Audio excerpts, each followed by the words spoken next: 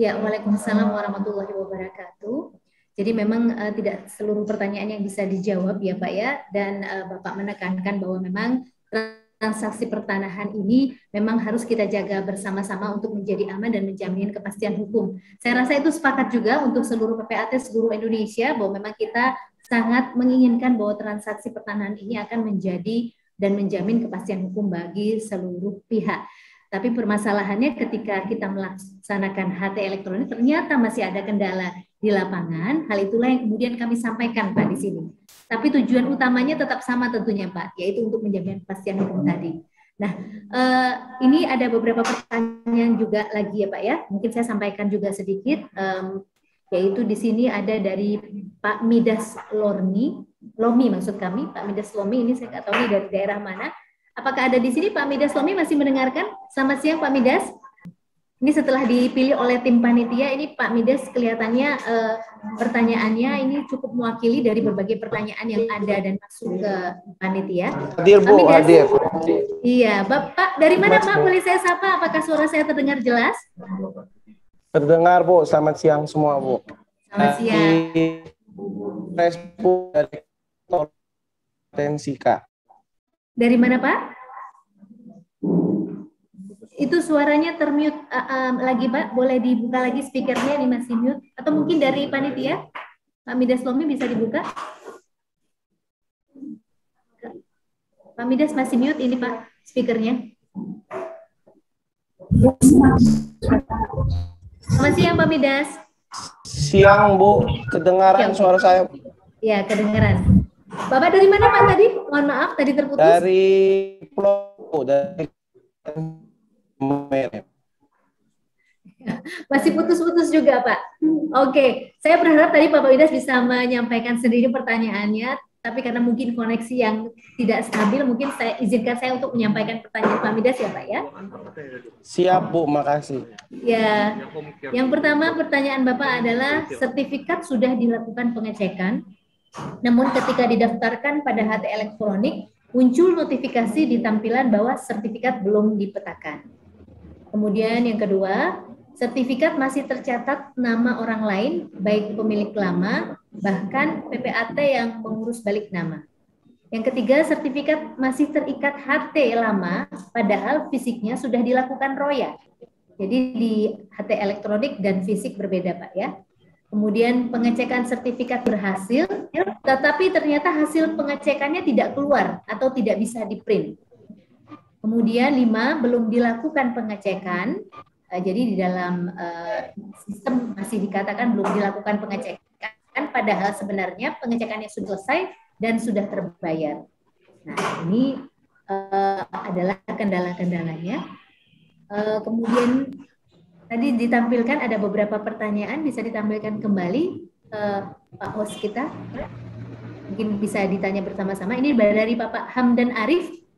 Izin bertanya Pak terkait SKPT, apabila lembaga keuangan atau perbankan ingin melakukan lelang, maka diminta SKPT. Jika SKPT dilakukan oleh bank, maka pemohon adalah pegawai bank tersebut.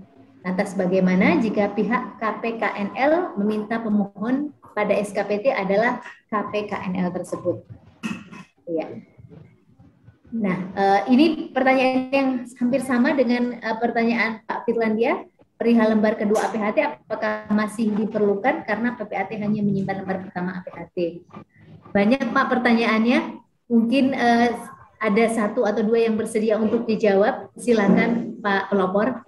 Karena mohon maaf Pak, ini yang lain kami tidak tahu dari BPN yang bisa menjawab, nih Bapak yang hadir, jadi Bapak yang kena nih Pak.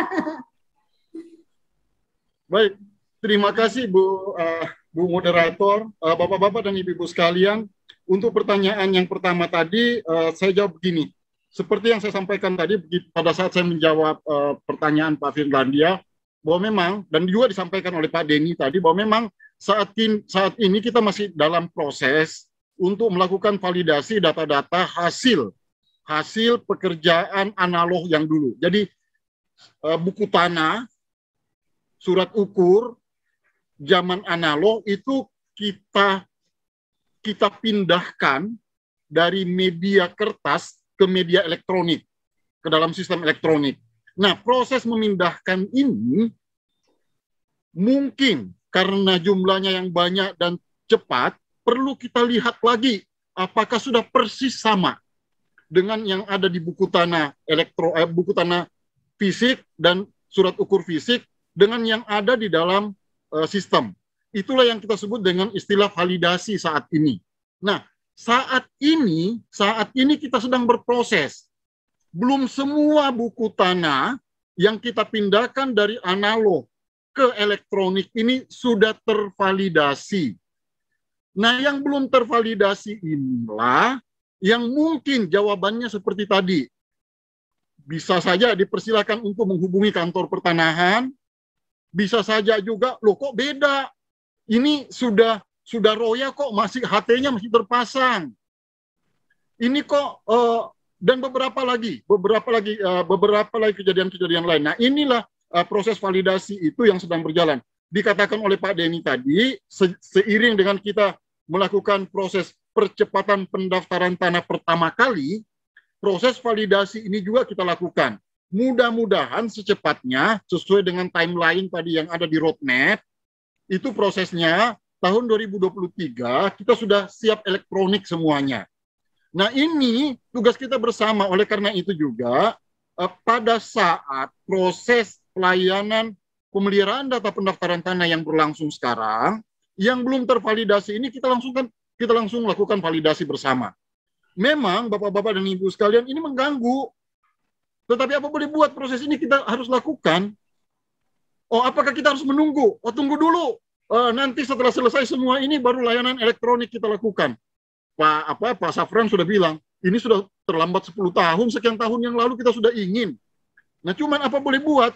Bapak dan Ibu sekalian, ketika kita migrasi ini, itu sudah ada sekitar 36 juta sertifikat yang sudah terbit dalam bentuk analog. Nah, memindahkan, memvalidasi data yang 36 juta ini yang tadinya dalam bentuk kertas, kemudian kita pindahkan, ini kalau dalam bentuk kertas, itu bukan sekedar di-scan, kemudian setelah di-scan, nanti datanya langsung sama. Itu harus di-entry satu persatu itu, data-datanya. Bukan, kalau cuma sekedar scan, itu berupa foto dia tidak bisa dibaca. Kita belum punya teknologi OCR yang sempurna bisa membaca semua tulisan yang ada dalam bentuk analog. Bahkan yang analog dulu, Bu, mungkin Bapak-bapak dan Ibu masih ingat, ada juga yang analog itu yang tulis tangan. Nah, kalau yang tulis tangan ini hanya di-scan, tidak bisa, harus diketik satu persatu untuk dimasukkan. Nah, ini yang kita validasi sekarang. Oleh karena itu, kalau masih ada ketidaknyamanan dalam pelaksanaan HT elektronik saat ini, mohon kita pahami dari perspektif itu, dan kita terus ingin melakukan perbaikan. Nah, hal-hal layanan yang tidak standar tadi, masih ada yang meminta ini, masih ada yang meminta itu, dan lain sebagainya. Ayo, mari kita bicarakan di tingkat Pengwil, di tingkat Pengda, untuk segera kita perbaiki. Untuk saya di Sumatera Selatan, saya siap 24 jam, baik itu di rumah dinas maupun di kantor. Silakan Bu Halida, silakan Pak Firlandia, silakan. Bahkan nih, untuk biar teman-teman PPAT seluruh Indonesia cemburu. Saya sudah suruh, mari kita berpacaran. Dalam perspektif, kita selesaikan bersama-sama urusan ini dengan baik. Nah, apa yang saya mau sampaikan lagi terkait dengan KTP yang suka dikeluhkan selama ini. Bapak-bapak dan Ibu sekalian, Pak Safran tadi menjelaskan dengan sangat baik. Bapak-bapak dan Ibu sekalian mau tahu, di sistem kita memang sudah terbuka dengan Adminduk. Sistem kita. Ternyata banyak sekali KTP-KTP yang sudah terbit itu, yang di Adminduk itu tidak dikenal. Nah, persoalannya adalah dalam rangka pelayanan yang prudent, dalam rangka kepastian hukum, hal yang seperti ini harus kita verifikasi dulu. Karena kalau tidak, besok lusa kalau ada default, ada permasalahan, siapa yang kemudian yang akan dieksekusi? Kalau ternyata data yang ada di KTP itu berbeda dengan data yang sebenarnya. Dan inilah bukan berarti dengan begini saya mengatakan Pak Safran tahu sekali, teman-teman yang ada di pusat tahu sekali. Saya sebelum dulu menjadi Kakanwil di sini, saya menjadi Kakanwil di Kalimantan Tengah. Sebelumnya itu saya Sesdijen Hubungan Hukum juga. Bahkan sebelum itu saya menjadi kepala bidang di Pusdatin, sehingga proses ini jangan dipertanyakan komitmen saya untuk elektronifikasi. Saya menjadi bagian dari proses pembangunan ini. Tetapi saya juga adalah orang yang sangat sadar bahwa kondisi ini kita bangun, bukan take for granted. Semuanya sudah jadi, semuanya sudah bagus. Tidak seperti jumlah fidusia barangkali, yang jumlahnya pada waktu itu masih sangat terbatas. Kita ini sejarah panjang, urusan pertanahan sudah sangat panjang, dan ini harus kita bangun bersama. Tetapi kita tidak boleh menunggu. PPAT, ayo, mari sama-sama kita bangun agar sistem ini menjadi mature, agar sistem ini bisa menjadi lebih baik, dan cita-cita kita bersama, layanan efisien, layanan transparan, layanan bebas korupsi, tetapi apapun itu semuanya harus memberikan kepastian hukum, tidak ada pihak yang akan kita rugikan.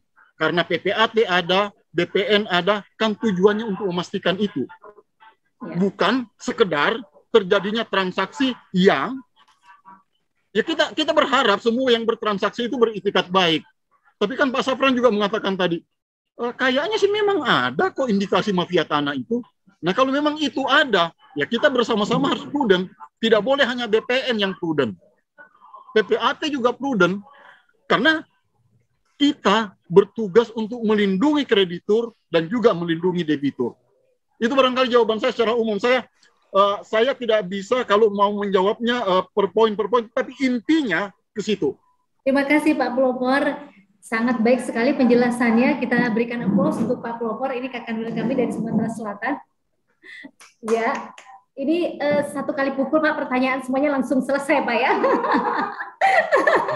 Jadi sebenarnya intinya yang Bapak kemukakan adalah memang permasalahan itu akan tetap ada karena kita masih berproses ya Pak ya. Jadi kami bisa menyadari bahwa proses pemindahan data dari analog ke elektronik ini memang pasti punya banyak kendala, dan itulah Bapak sangat terbuka untuk menerima masukan sehingga proses ini bisa berlangsung dengan cepat, dengan aman, dan tentunya yang pas ya Pak ya.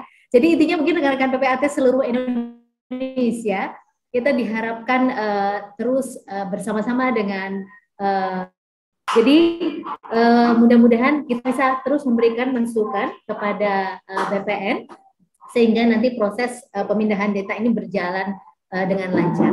Kami juga sudah melihat bahwa Ibu Andi Tanri Abeng sudah hadir di tengah-tengah kita. Apakah benar demikian? Selamat siang Ibu Andi. Kami dapat informasi bahwa Ibu Andi sudah hadir juga. Kalau memang Ibu sudah hadir bersama kami harap Ibu juga memberikan tanggapannya. Mohon izin Bu Moderator. Tadi beliau via chat menyampaikan bahwa jika ada pertanyaan yang bisa dibantu jawab oleh Pak Suratmin.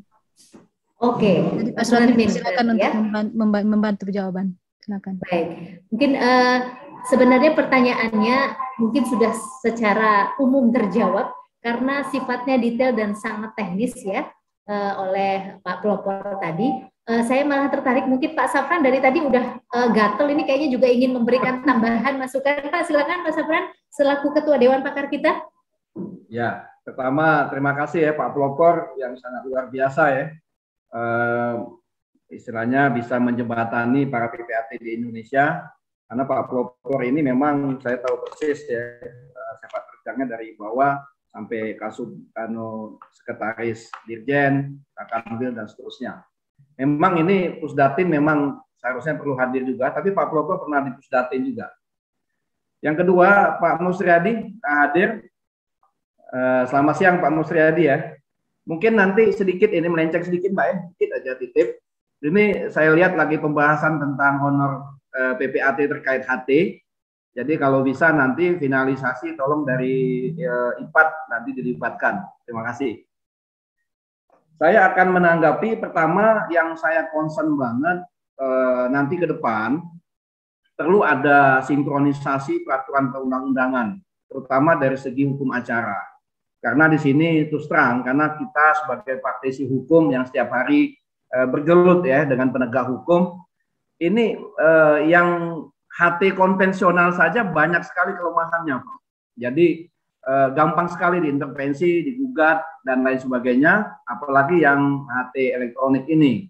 Jadi tadi saya jelaskan sangat tegas, gamblang di dalam halaman 11 ya, halaman 11 atau halaman berapa itu, bahwa di sini jelas saya tekankan bahwa biar saya tidak saya inikan langsung ya, sertifikat HTL tidak lebih sebagai data atau bukti administratif, bukan bukti hukum yuridis karena terbit melanggar norma hukum ITE pasal 5A huruf 4 angka 4 huruf B. Hukum HT pasal 4 Undang-Undang 1996 terkait pengaturan kemanualan penerbitan sertifikat HT yang harus memuat asli APHT. Lembaga HT yang diatur dalam hukum tanah nasional yang bersumber pada pasal 51 dan juga terkait dengan hukum acara, khususnya hukum acara perdata maupun pidana. Nah, mungkin ke depan kita akan lebih memperkuat lagi bagaimana keamanan secara yuridis sehingga HT elektronik ini memang betul-betul nanti aman, baik secara fisik maupun yuridis. Ini yang kami harapkan. Jadi kami dari PP IPAT sangat siap sekali memberikan masukan-masukan kalau ada terkait dengan masalah keamanan ini. Yang kedua, sekarang ini banyak tanda kutip ya mafia pertanahan. Sebenarnya intinya lebih banyak dari mengambil kesempatan. Nah, ini yang perlu kita kuatkan. Pertama, pengecekan elektronik. Nah, kalau pengecekan elektronik dianggap cukup, kadang-kadang kita nggak tahu fisiknya itu asli atau enggak di owner. Nah, kalau fisiknya nanti palsu, sementara nanti pengecekannya elektronik, data yuridisnya oke, data fisiknya masalah. Nah, sehingga kalau nanti ini sudah cair, baru kita ketahuan setelah nanti data yuridisnya beda sama data fisik. Nah, ini perlu untuk lebih kita dalami. Yang kedua mengenai KTP. Jadi banyak sekali figur-figur sekarang ini yang bermain dengan memasukkan identitas. Tidak hanya KTP, tapi surat nikah, KK semua dipalsukan. Nah, mungkin secara online terintegrasi, ada kaitan antara BPN, IPAT maupun dengan Dukcapil maupun dengan pajak. Tadi pertanyaan dari rekan Firlandia sangat juga saya apresiasi. Sekarang Pak, apalagi dengan PPKM ini, validasi justru sangat menghambat sekali. Jadi lama sekali. Nah, bagaimana ini? Nah, sehingga ada terobosan dari BPN. Bagaimana supaya validasi ini tidak menjadi hambatan. Tapi kita akan mendukung. Jadi bahwa memang betul-betul para pihak itu sudah membayar pajak. Kan kalau pajak kurang ada yang namanya belangko kekurangan pajak. Nah, ini juga penting kita dukung. Satu lagi mungkin yang terakhir, tadi jawaban juga dari rekan Firlandia, terkait dengan kreditur perorangan yang tidak terdaftar di OJK. Ini juga perlu disikapi, karena banyak nanti persoalan-persoalan di dalam update data, kalau ada kesalahan input, dan lain sebagainya. Sehingga ini ke depan, supaya HT elektronik ini betul-betul menjadi bagus, dan ini bisa menjadi file project untuk pengurusan elektronik bidang-bidang yang lainnya. Saya ucapkan selamat ya kepada BPN ya, terus untuk membenahi birokrasi ini, pelayanan untuk menciptakan pelayanan yang good governance, good corporate governance. Juga selamat buat IPAT ya, panitia yang selalu berjuang bagaimana nanti semua persoalan hambatan-hambatan anggota itu bisa diatasi. Nah, kita dalam kesempatan ini saya lihat banyak sekali pertanyaan, mungkin nanti kita bisa diskusi di luar ini. Terima kasih Mbak. Assalamualaikum warahmatullahi wabarakatuh. Waalaikumsalam warahmatullahi wabarakatuh. Mbak Halida. Iya Mbak Pak. Halida. Iya Pak. Saya mau mengundang Pak Safran dan Dewan Pakar IPAT lewat Ketua Pengwil Sumsel, Pak Firlandia. Sumsel. Silakan kita undang Dewan Pakar untuk kita bicarakan beberapa pending issues terkait dengan hukum acara dan pembuktian tadi untuk bisa jadikan masukan ke BPN Pusat dalam rangka penyusunan peraturan. Saya siap menjadi host di Sumatera Selatan. Baik, terima kasih. Pak Safran, ini sudah ada undangan langsung Pak. Mudah-mudahan bisa ditanggapi. Siap. Terima kasih Pak Popor. Iya, siap. Baik, nanti berarti akan terselenggara dengan kerjasama BPN dan Penwil IPA Sumatera Selatan ya Pak ya. Baik, kami juga mendapatkan sedikit pesan dari Ibu Andi Tanri Abeng yang sebenarnya menjadi narasumber utama kita pada hari ini, bahwa mungkin Bapak Suratmin, staf beliau juga ingin memberikan tanggapan sehubungan dengan pertanyaan rekan-rekan tadi. Pak Radmin, apakah masih memantau di sini Pak? Apakah suara saya bisa didengar dengan jelas Pak Radmin? Sedikit Bu, tadi ada di chat Bu. Kalau bisa saya tanggapin Bu. Boleh Pak Suratmin. Satu, baik. Terkait dengan, bisa didengar suara saya Bu? Ya, bisa Pak Suratmin ya, silakan Pak. Terkait dengan penggunaan mata uang asing. Bahwa di petunjuk teknis kita nomor 2 tahun 2020 itu masih memungkinkan untuk falas itu. Jadi, tapi tanpa pecahan sen. Jadi yang dipergunakan mata uang rupiah dan falas. Yang kedua, jika ada kendala terkait dengan roya, kepada siapa harus menghubungi pihak bank? Jadi disarankan untuk dapat menghubungi admin di kantor keterangan setempat. Terus terkait dengan NIK juga Bu, jika debitur tidak bisa debitur jika tidak terbaca pada saat daftar online, itu juga nanti dapat menghubungi petugas admin di kantor keterangan setempat. Untuk KPKNL, apakah dapat mengajukan SKPT elektronik? Bahwa sesuai dengan Permen 19 tahun 2020 tentang layanan informasi secara elektronik, KPKNL ada termasuk subjeknya Bu, subjek yang dapat mengajukan sistem informasi elektronik. Nah, kemana dapat ini melakukan loginnya atau mengajukan layanannya? Melalui akun mitra.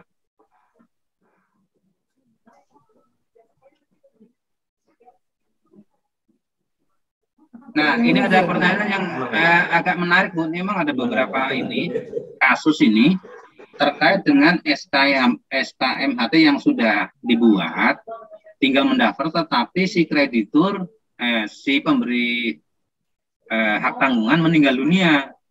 Sehingga sistem yang ada di KKP itu kan ngeling dengan Dukcapil Bu. Nah ini memang masih sehingga terkendala untuk login ke NIK-nya itu. Nah ini baru masih dalam tahap ini Bu, pembahasan untuk mencari solusinya ini. Terkait dengan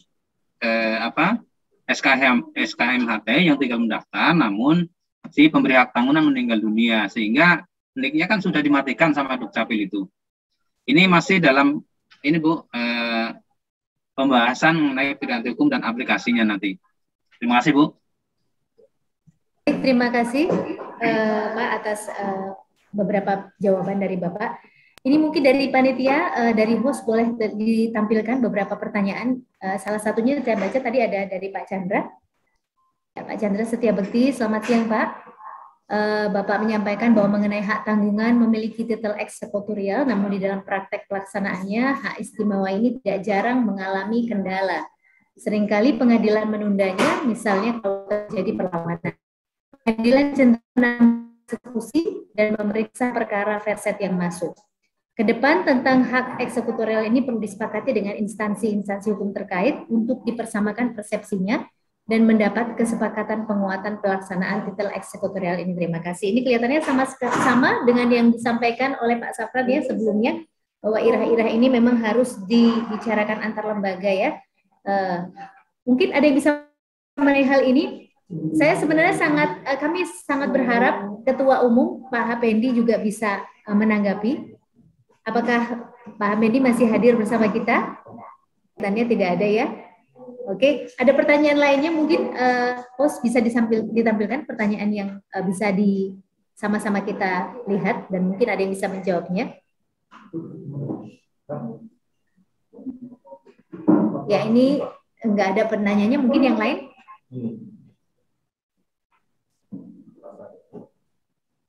Ya, ini kalau nggak salah, dahulu ini saya nggak tahu ini siapa yang menanyakan ya. Kalau nggak salah dahulu saya membaca adanya kewajiban PPAT untuk membuat pernyataan bahwa PPAT bertanggung jawab terhadap keabsahan dokumen-dokumen. Nah, kedepannya dapatkah dimungkinkan agar PPAT dapat juga melakukan permohonan pendaftaran HT berdasarkan surat kuasa yang diberikan oleh penerima HT. Bagaimanakah mekanisme pendaftaran HT elektronik di mana pemberi HT dan penerima HT adalah orang pribadi? Nah, ya mungkin ada beberapa pertanyaan yang bisa dijawab di sini. Saya persilakan Pak Radmin. Terima kasih Bu. Bahwa di ketentuan kami di ATR dengan Permen 5 tahun 2020 itu Bu, memang masih baru memungkinkan yang mendaftar HT adalah kreditur. Jadi memang Bu, untuk aplikasi termasuknya belum disiapkan juga. Ya Pak, silakan Pak.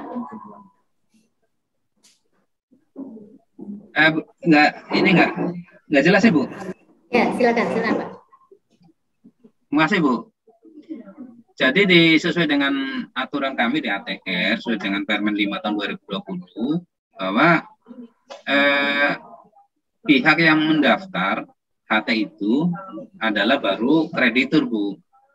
Jadi untuk kuasa emang belum kita siapkan untuk itu, pranata hukumnya itu, termasuk di aplikasinya itu.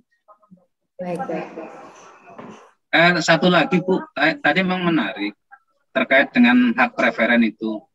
Kenapa masih bisa disengketakan?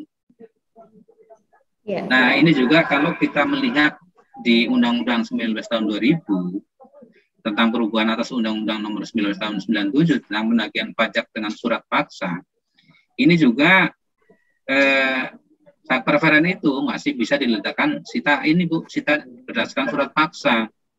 Karena di sini juga diatur juga di pasal 1137 KUH Perdata, preferen publik itu Bu. Jadi memang masih belum harmoni pengaturan kita ini terkait dengan hak preferen itu. Karena seharusnya kan kalau sudah ada hak tanggungan itu kan sebenarnya tidak boleh disita, hanya boleh disita dengan sita bersamaan. Tapi dengan surat paksa Mas bisa Bu, karena memang ada hak preferen itu. Baik, terima kasih Pak Suradmin. Ini karena pertanyaannya datang dari Pak Chandra Setiabukti, mungkin Bapak ingin menambahkan atau sudah puas atau ingin ditambahkan? Silakan Pak Chandra. Sudah, oke. Baik, terima kasih Pak Chandra. Baik, saya beri kesempatan lagi untuk yang terakhir kali yang mau langsung bertanya, silakan raise hand. Nanti panitia. Moderator. Ya, Bu Fima. Ya, tadi memanggil Pak Ketum. Mohon maaf, Pak Ketum saat ini sedang berada di Kementerian ATR, sedang membahas bersama-sama tentang tarif jasa. Oh, iya. Jadi beliau tidak bisa bergabung langsung karena tadi sudah membuka juga. Terima kasih. Terima kasih atas informasinya Ibu Fima. Kita sama-sama berharap supaya apa yang sedang dibicarakan Pak Ketum dengan Kementerian ATR ini akan berhasil dan mudah-mudahan akan memberi kebaikan buat kita semuanya ya. Baik, karena kelihatannya tidak ada lagi yang ingin bertanya, maka mungkin ini merupakan akhir dari diskusi kita pada hari ini. Atau mungkin Ketua Pengwil IPAT Sumsel kelihatannya juga masih belum puas, ada yang ingin disampaikan Pak Firlandia sebelum kita tutup, monggo silakan, masih ada waktu. Ya, silakan Pak Firlandia. Barangkali saya mau menanyakan di Kementerian ATR,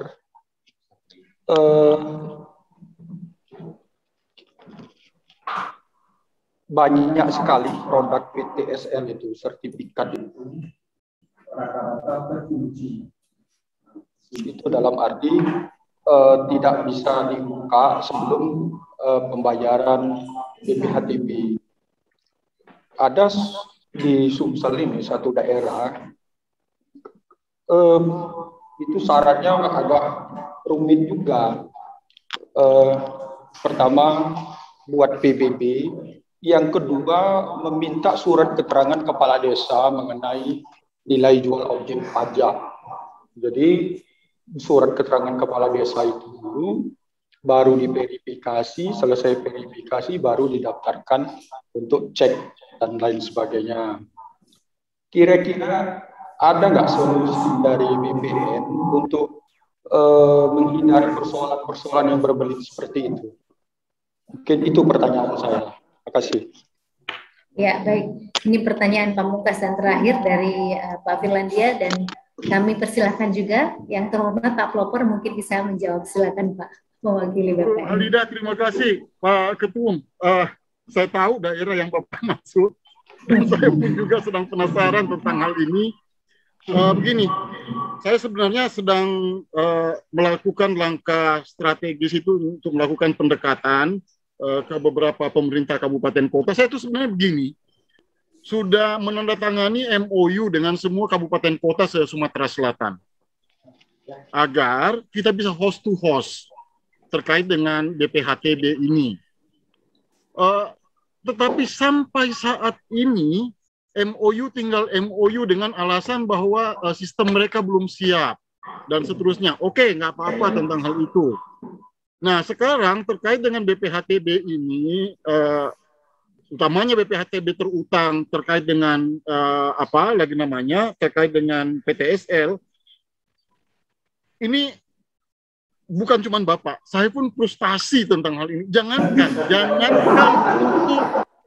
Jangankan untuk kepentingan yang pemeliharaan data, yang pengadaan tanah bagi pembangunan untuk kepentingan umum pun, Mbak Bu Halida, Pak Finlandia tahu kok kejadiannya.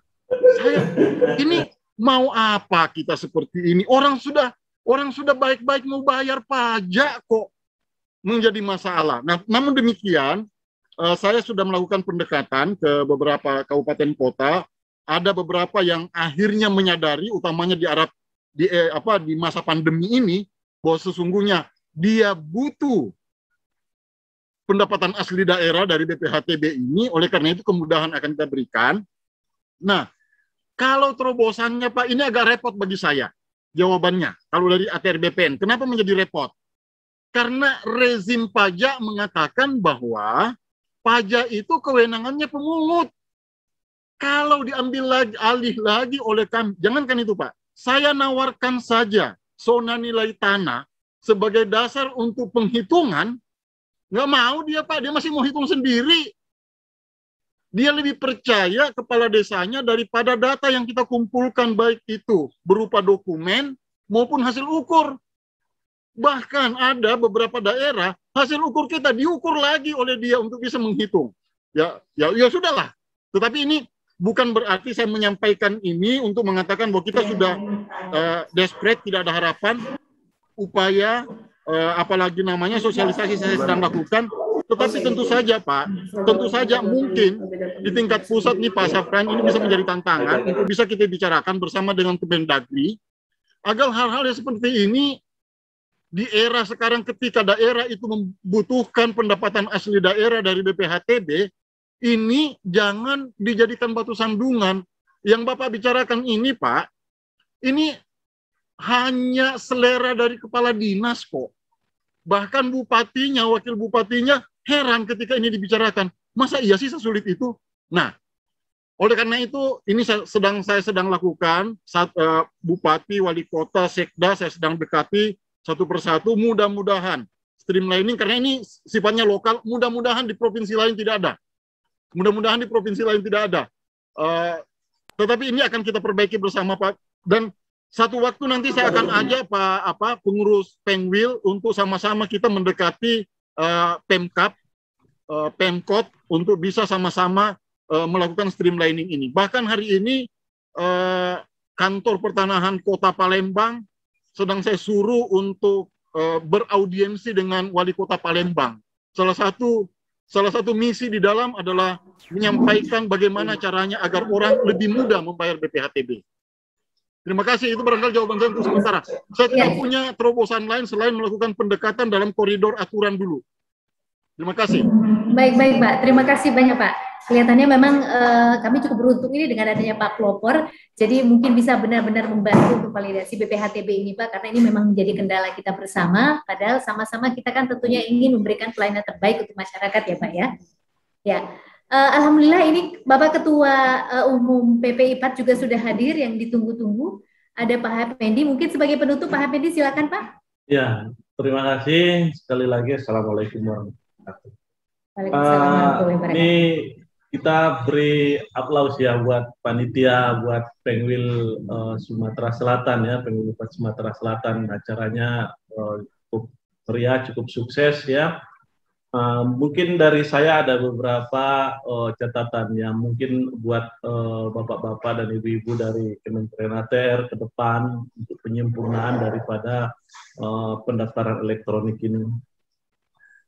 Yang pertama tentu saya sudah sampaikan tadi bahwa siapa sebenarnya yang diamanatkan Undang-Undang Hak Tanggungan sebagai pihak yang wajib mendaftar APHT tersebut.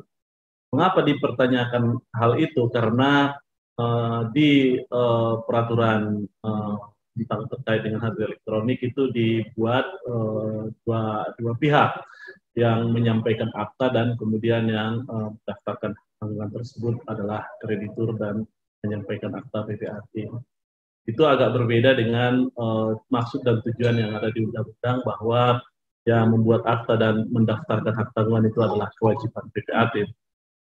Hal itu bisa juga kita lihat di literatur, baik itu di penulisan disertasi, di teori-teori hukum, di sejarah hukum, bahwa kewajiban melakukan penyampaian pendaftaran itu murni PPAT selain membuat akta.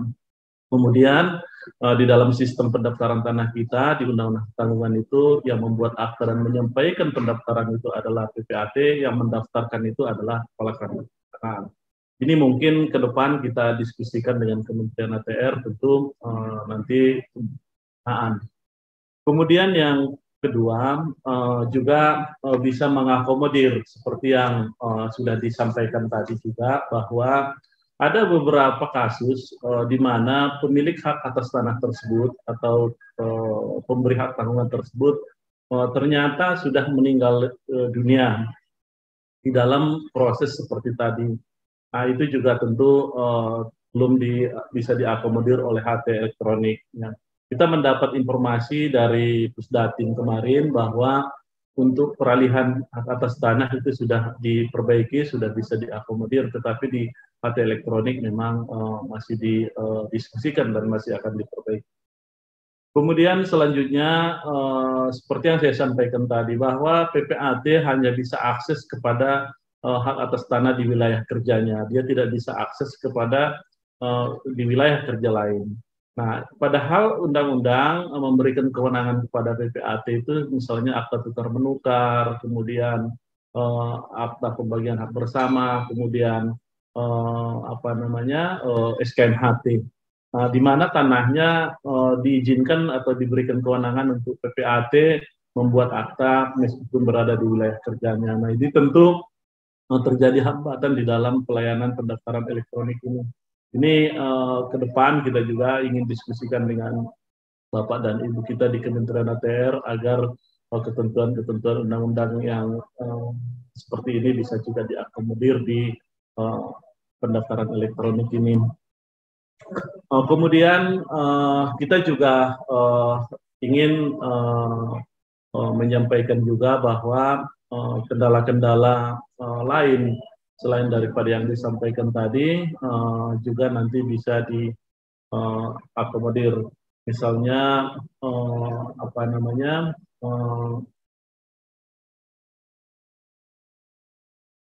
ini saya lagi baca ini, mohon maaf, jadi ke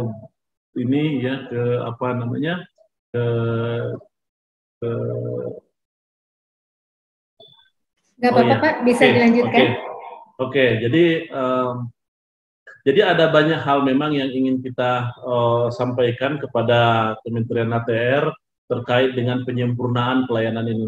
Tetapi meskipun demikian, apa yang dilakukan Kementerian ATR ini adalah suatu lompatan besar, ya, suatu kebanggaan bagi kita saat ini bahwa sudah bisa kita melakukan aksesnya melalui online, melalui sistem pendaftaran elektronik. Nah, itu barangkali yang ingin saya sampaikan, dan saat ini juga kita juga berterima kasih kepada Kementerian ATR, ya, Kementerian Investasi dan BKPM, Badan Koordinasi Penanaman Modal, demikian juga kepada Sekretariat Kabinet dan Sekretariat Negara, ya, bahwa PPIPAT dilibatkan dalam pembicaraan honor PAT ke depan. terima kasih kepada keempat instansi tersebut.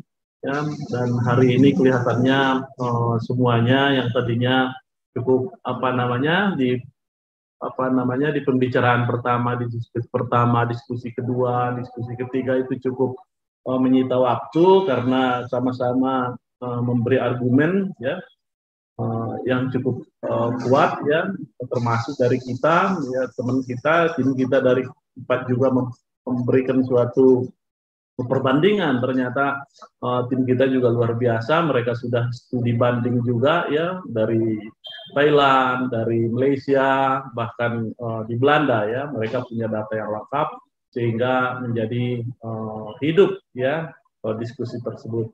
Ya, mudah-mudahan apa yang dilakukan PPI semua ini ya, kemudian apa yang telah sampai sekarang ini, koordinasi yang baik dengan Kementerian EKR ini berguna bagi seluruh anggota IPAD, ya, berguna bagi bangsa dan negara kita. Itu barangkali dari saya. Sampai ketemu di safari webinar yang akan datang tanggal berapa ya Pak Muharjaman ya? Sebentar lagi kita akan lebih seru lagi itu, karena nanti itu ada terkait dengan Pusdatin ya. Hari ini kita belum terlibat jauh ini dengan Pusdatin, baru dari pihak penetapan hak dan pendaftaran tanah ini ya. Ya, Pak.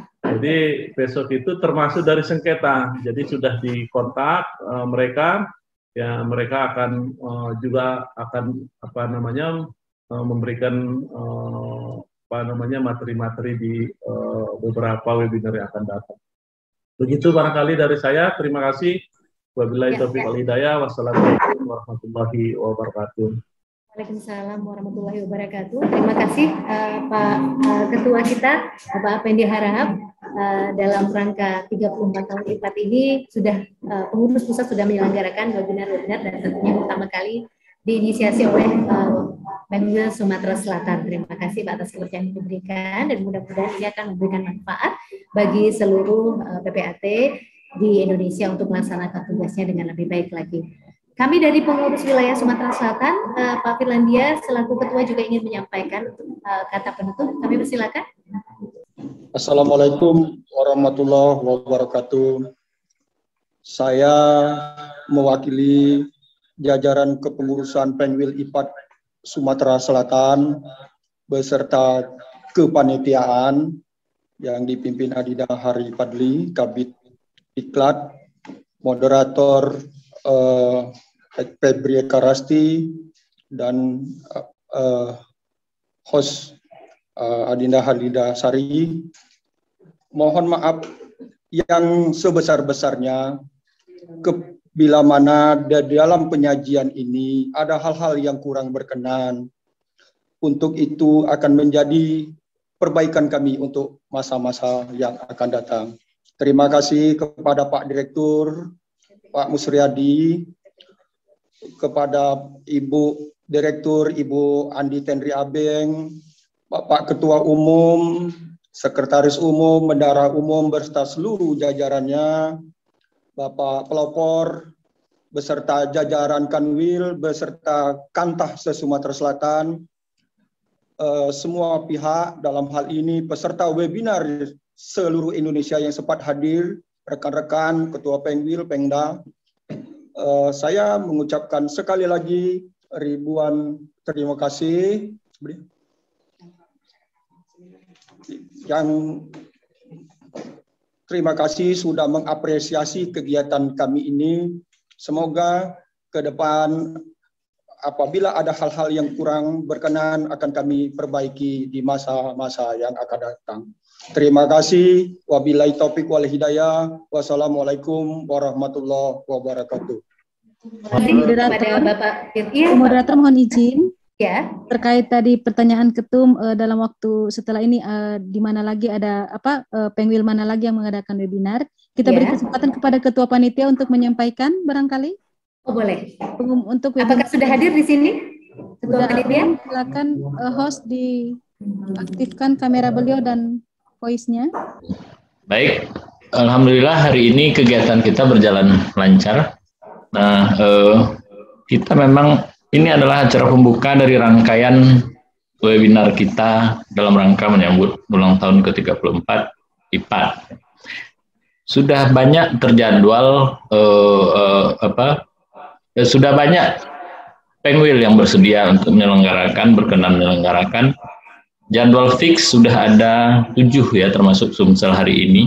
Jadi berikutnya akan diselenggarakan oleh Sumatera Utara di tanggal 2 September, NTT di tanggal 7 September, Nusa Tenggara Timur, Papua Barat di tanggal 9 September, Kepulauan Riau di tanggal 16 September, Papua 23 September, dan DKI di acara puncak pada tanggal 24 September. Namun sebetulnya masih banyak Penwil yang lain yang sudah merencanakan, namun belum menetapkan tanggal pastinya, seperti itu.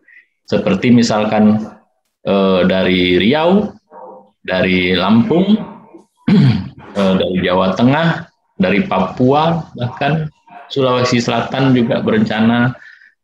Mudah-mudahan semua kegiatan kita dapat berjalan dengan sukses dan menjadi manfaat bagi kita semua. Demikian, terima kasih informasi dari saya. Baik. Dan Bapak Ibu yang kami hormati, yang alhamdulillah kita bisa hadir pada hari ini, dan alhamdulillah rangkaian materi dan sesi tanya jawab pada hari ini sudah terlaksana dengan baik. Izinkan saya sebagai moderator menyampaikan kesimpulan untuk webinar kita mengenai dalam rangka 2 tahun penerapan hak tanggungan secara elektronik, baik teori maupun pelaksanaan. Ternyata memang masih banyak kendala-kendala yang terjadi di lapangan, di mana karena memang tidak mudah untuk melakukan proses pemindahan data dari analog ke elektronik. Tentunya akan banyak sekali kendala-kendala, namun di sini pihak Kementerian ATR BPN sangat membuka diri untuk memberikan masukan-masukan, untuk menerima masukan-masukan, maksud kami dari kita selaku PPAT yang secara teknik pelaksanaan memang setiap hari bergelut dengan hal-hal yang berhubungan dengan HT elektronik ini. Dan tentunya penyempurnaan pelayanan HT elektronik ini akan terus dilakukan dengan kerjasama semua pihak, dan insya Allah ini akan terus berlangsung sehingga mudah-mudahan targetnya seperti yang disampaikan tadi, finalisasi di tahun 2023 bisa terlaksana dengan baik. Mungkin itu kesimpulannya pada hari ini. Kepada seluruh Bapak Ibu yang sudah hadir, kami ucapkan terima kasih sekali atas keterlibatannya pada acara hari ini. Untuk semua pertanyaan yang belum sempat terjawab, jangan khawatir, dari panitia nanti akan melakukan pengumpulan untuk semua pertanyaan, akan kami akomodir dan akan disampaikan kepada Kementerian ATR. Jadi tentunya mudah-mudahan ini juga akan menjadi masukan yang sangat bermanfaat untuk bisa mengatasi semua kendala-kendala di bidang HT elektronik. Baiklah, sekali lagi kami ucapkan terima kasih kepada seluruh pemateri yang hadir, kemudian juga kepada seluruh undangan dari Kementerian ATR dan juga seluruh anggota PPAT seluruh Indonesia. Menanam padi di tengah sawah, padinya kuning, cantik sekali. Andai ada kata yang salah, mohon maaf setulus hati. Saya moderator Halida Sari dari Sumatera Selatan, Palembang, mengundurkan diri. Selanjutnya kembali saya aturkan kepada MC kami, rekan Febri, untuk melanjutkan. Terima kasih Mbak Halida Sari. Baiklah, terima kasih kepada seluruh narasumber dan panelis serta pihak lainnya yang terlibat yang telah luar biasa hari ini memberikan kami informasi, memberikan kita informasi, memberikan kita solusi insya Allah. Dan terima kasih juga kepada Ibu Halida Sari yang sudah memandu acara ini secara epic. Baik, sebelum kita tutup acara kita, saya mau konfirmasi dulu kepada Bapak Suratmin, apa masih ada di platform Zoom ini, Pak Suratmin. Kepada Pak Suratmin. Ya, Bu. Iya, Bapak, apakah kami bisa minta materi yang ditampilkan tadi? Kami dari panitia. Oh, silakan Bu. Oke, terima kasih. Nanti ada pihak panitia yang menghubungi Pak Suratmin. Terima kasih banyak, Pak. Sama-sama. Baiklah, akhirnya saya sebagai pembawa acara sekaligus mewakili seluruh panitia yang bertugas pada hari ini mengucapkan maaf jika ada salah dan kurang kami dalam pelaksanaan webinar pada hari ini, dan khususnya saya sebagai pembawa acara mengucapkan maaf yang sebesar-besarnya jika banyak salah kata dalam pengucapan serta salah penyebutan baik nama, gelar maupun jabatan dari Bapak Ibu sekalian. Akhir kata saya ucapkan terima kasih atas partisipasi dari rekan-rekan semua terhadap webinar pada hari ini. Selamat siang, Shalom, Namo Buddhaya, Om Santi Om, dan wassalamualaikum warahmatullahi wabarakatuh.